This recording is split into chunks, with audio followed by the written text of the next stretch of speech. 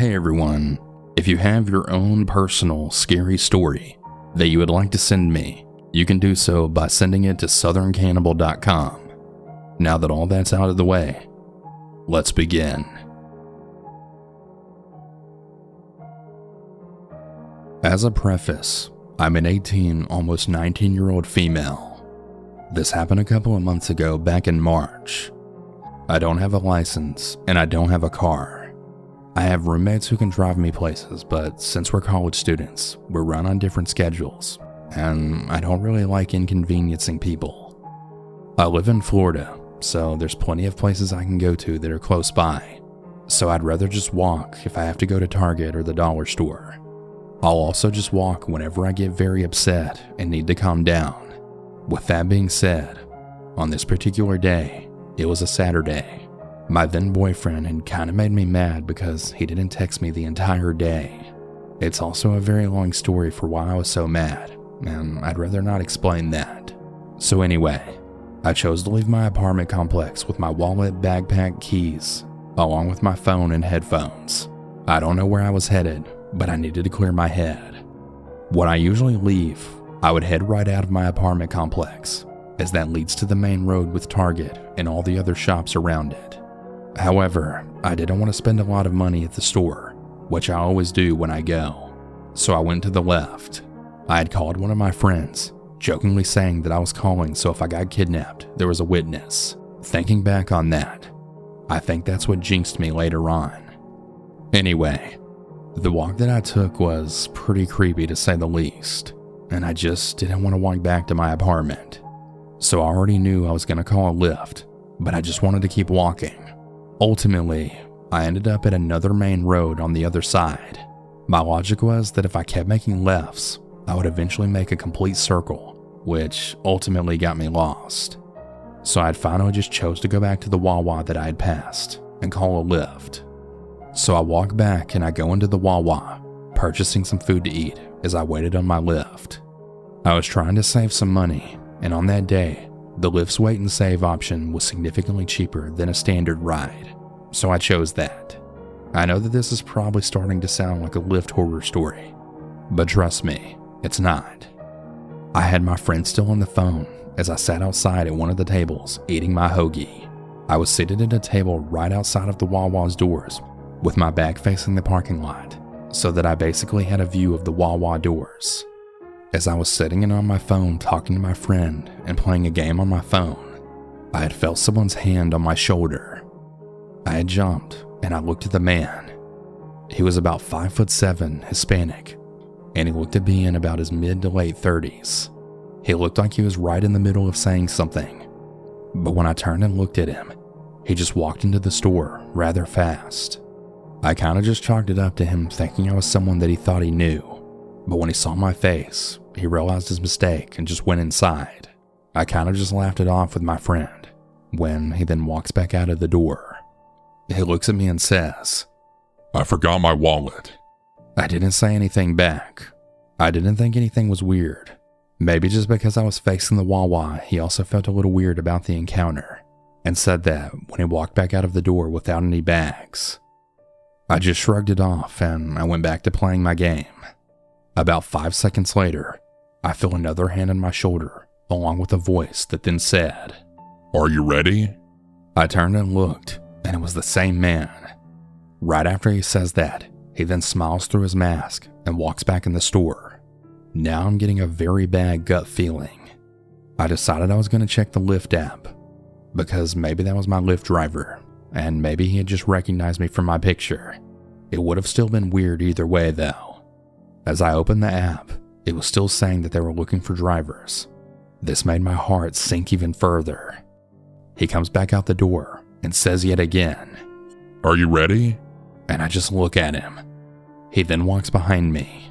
I can hear his footsteps going further away. At this point, I had switched my seat so that I was now facing the parking lot. As I did, I had then noticed this guy get into a white van. I know, probably sounds cliche. However, it was worse because it was a pure white Penske-looking van with no words on the side and it had tinted windows. I was totally freaked out. I watched as the man gets in and instead of leaving, he then pulls up to the Wawa's corner. I could see through the Wawa's window.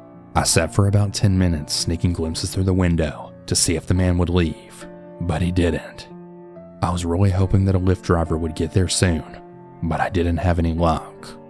At this point, I had texted my male roommate and I asked if he was home.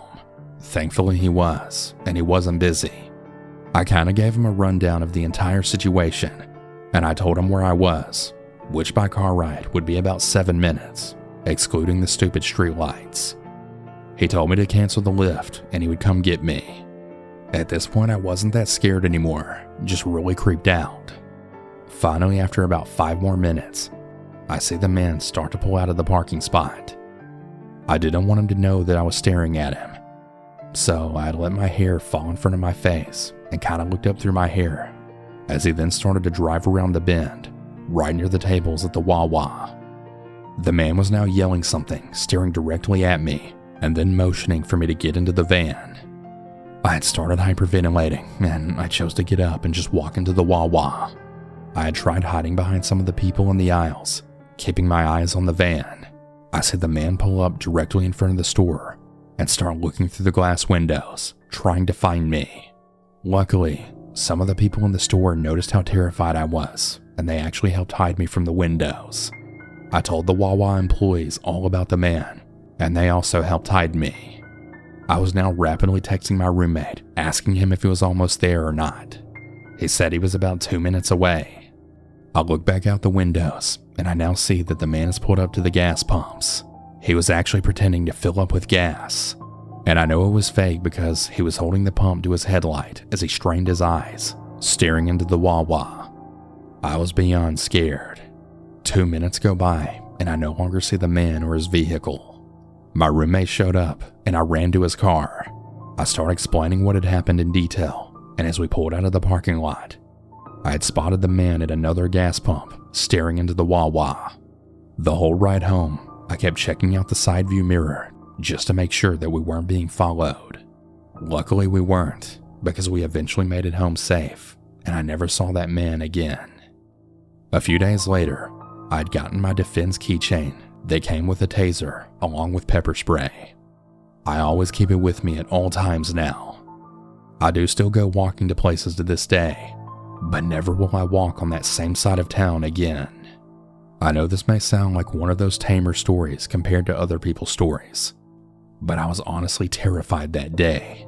I had just moved out of my mother's house in September of 2020, and I was in a completely different state. I now know how to defend myself, but that seriously scared the hell out of me.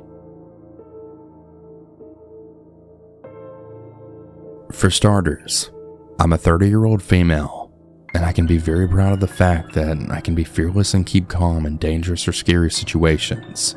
I do not let bad things that happen control my everyday life and properly deal with them.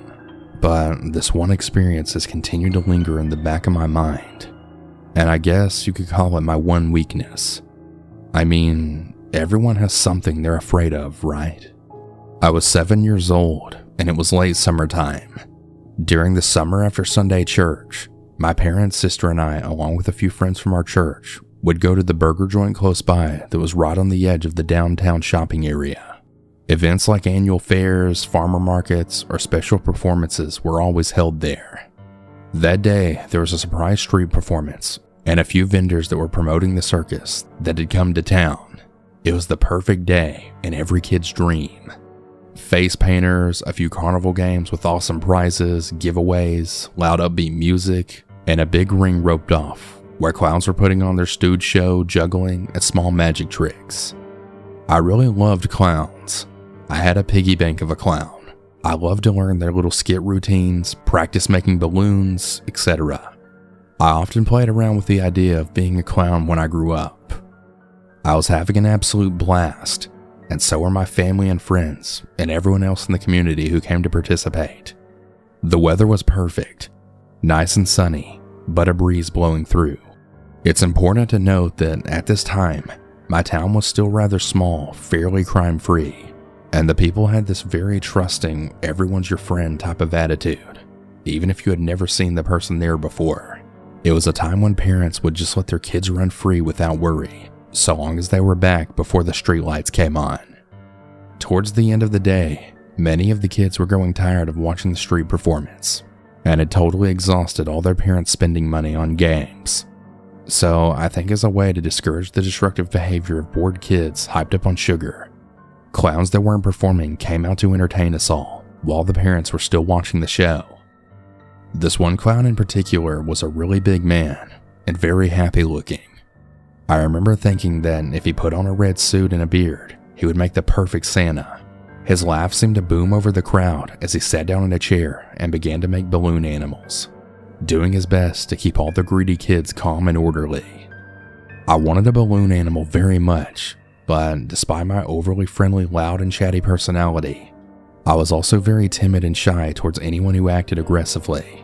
So when 3 older boys pushed me to the very back of the growing group of kids, away from my sister and friends, and wouldn't let me pass, I just quietly stood there, trying not to cry. I was also feeling rather hurt because my sister had watched what happened and didn't even try to help me, afraid that she too would lose her place close to the clown giving out the balloon animals. I decided that there was really no point trying to get back to the clown for a balloon animal. He would probably be out of balloons before it was my turn anyways. I turned around and I began to survey the area for what else there was to do there. That's when I saw him. I remember him so clearly. To my adult mind, I can see all the red flags now. But as a 7-year-old kid who was way too friendly and naive, I didn't. It was a clown standing under the shade of a tree, slightly separated from everything else. He had big red shoes, blue overalls with white stripes, a white long-sleeve shirt with big red polka dots, a red wig, and the typical sad-faced clown makeup. I didn't notice then, but thinking back now, his clothing all looked worn, as if it was very old and not well kept, and probably hadn't even been washed, as opposed to all the other clowns whose clothing was very clean and brand new looking. I kinda just watched him for a moment. I never really liked it when clowns had sad faces, thinking that the person was sad and would try to cheer them up with jokes. The clown noticed me staring at him and slowly waved at me, and I waved back. He had slowly gestured for me to come over to him, so I did. It never even occurred to me not to trust him. My mom had sort of raised us to see clowns as sort of like police officers and firemen. If you were ever lost at a fair, find a clown to help you. If a clown tells you to do something, do it, because they're probably trying to protect you from something. I never heard of any creepy clown stories before this, and had no reason not to trust this stranger wholeheartedly. When I got to the disheveled-looking clown, he had asked me why I looked so sad. I explained the situation and how I couldn't get a balloon animal. He leaned down to my level as best as he could. He was pretty tall, and he told me that he had candy and prizes back at the circus wagon, and wanted to know if I wanted to help him bring it out for all the other kids. And as a thank you, I could pick out whatever I wanted first, and that he'd even give me a special prize for being a good little helper.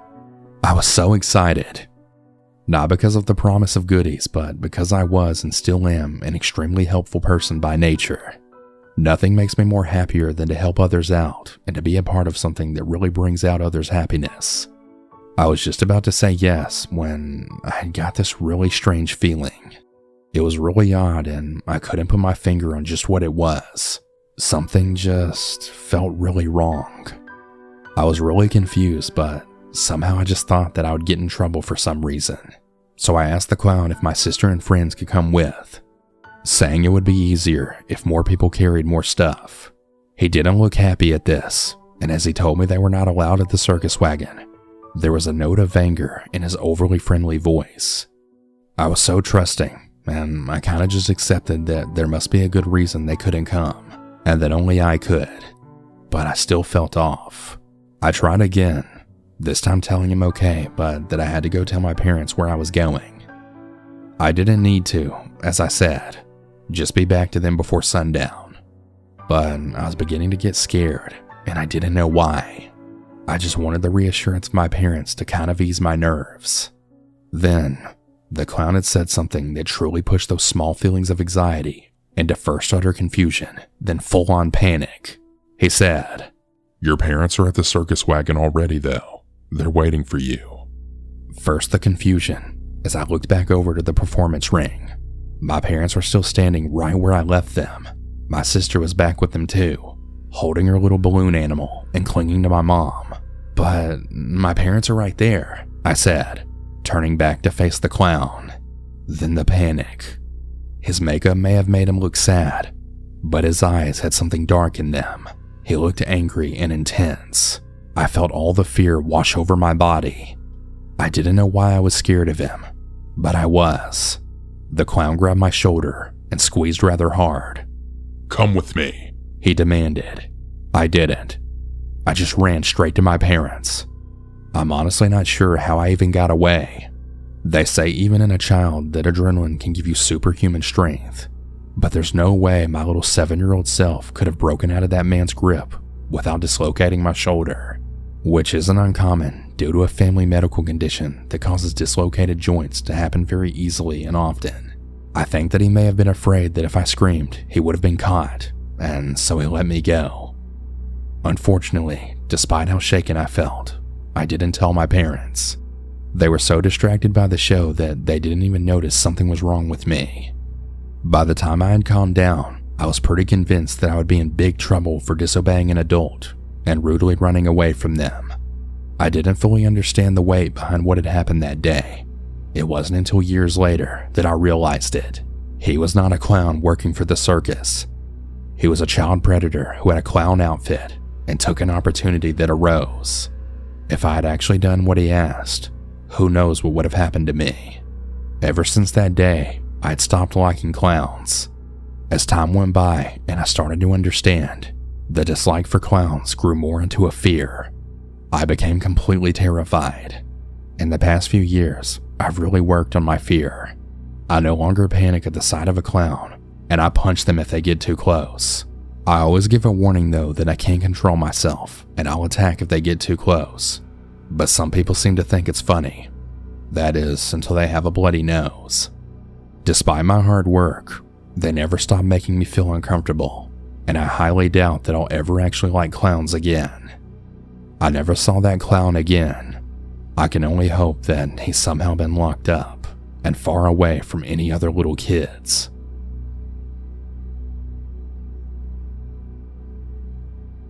This happened when I was in middle school. I can't really remember how old I was, maybe 13 to 14 years old.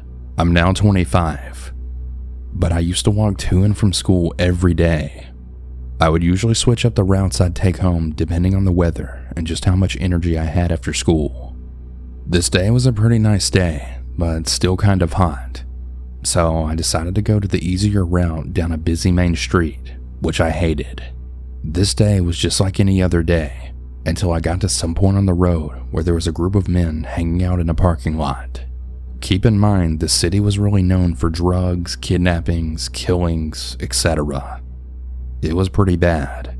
Anyways, I'd got to a point on my way home where I had to walk past this group of men in a parking lot. And out of the group of men, one guy tried to talk to me in an inappropriate way that no grown man should ever talk to a teenager. So I just kept walking and I never answered him or looked back. But not even 20 seconds later after he had tried to talk to me, I had felt someone yank me down by my ponytail and then sock me in my face, as if he was trying to make me go unconscious. He then starts to drag me down in an alleyway, in broad daylight mind you, in front of all the other men, and I screamed out really loud for help. And luckily, there was a business owner of a small car lot who had heard me, and he then ran over to help me, and he told the man to leave me alone. I honestly don't know what would have happened to me if he had completely got me in that alleyway. Maybe he was gonna beat me, kidnap me, or even worse. As soon as I calmed down, the man who had saved me had brought me to his office. And I'm not even kidding. He actually tried to hit on me too while I was in his office. It made me so upset to the point that I just ran out of his office and ran all the way home. Once I got home, my mother had asked me what took so long, and I told her the story, so we called the police. The police tried looking for the man who had originally assaulted me in the alleyway, but unfortunately, he was never caught.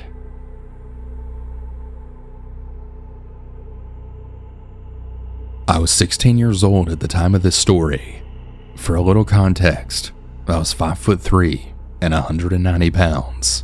My sister and my mom had gotten into a really big fight, and my sister ended up storming out of the house and then running down the street.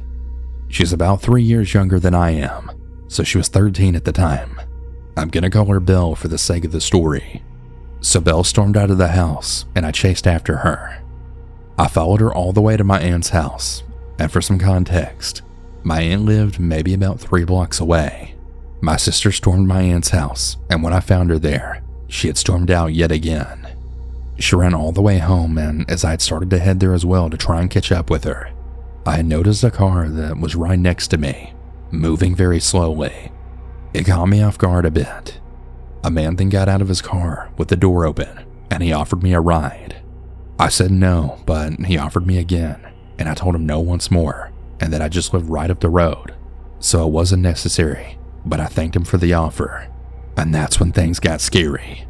The man then slammed his hands on the roof of his car and said out loud, "Get in the fucking car, bitch!" I knew right then and there that this man had really dark intentions and that I needed to run and get the fuck out of there ASAP. I ran, and I managed to lose the guy until I finally made it home. As soon as I got home, I was in tears and I was shaking. It was honestly the most scariest thing of my entire life. My story might not be the scariest, but it was definitely scary to me, being only 16 at the time and never having anything like this happen to me before. Be safe out there.